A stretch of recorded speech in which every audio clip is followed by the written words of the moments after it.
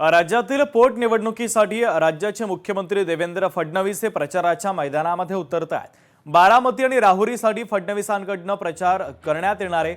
2 दिवस फडणवीस मतदारसंघामध्ये जाऊन प्रचार करणार आहे। बारामती आणि राहुरीमध्ये देवेंद्र फडणवीस जाहीर सभाही घेणार आहे।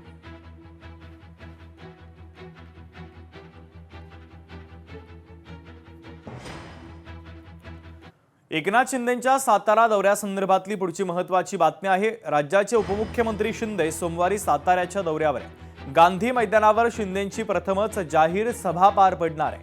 शिवसेना जिल्हा संपर्क प्रमुख शरद कणस यांनी या सभेच्या संदर्भात माहिती दिली।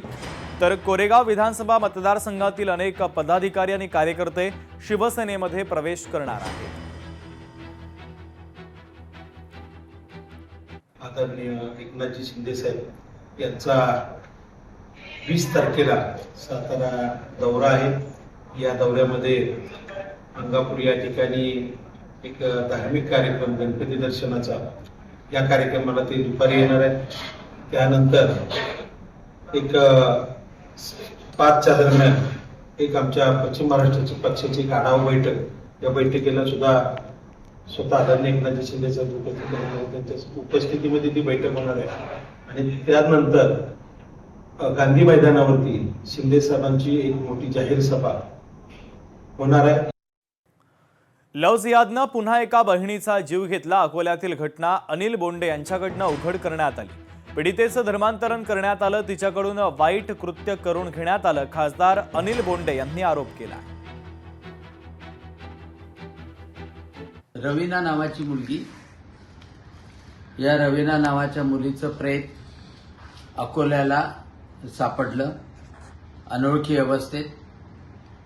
तिचा चेहरा जळलेला होता, छातीचा भाग जळलेला होता आणि पूर्ण ती विवस्त्र अवस्थेत सापडली।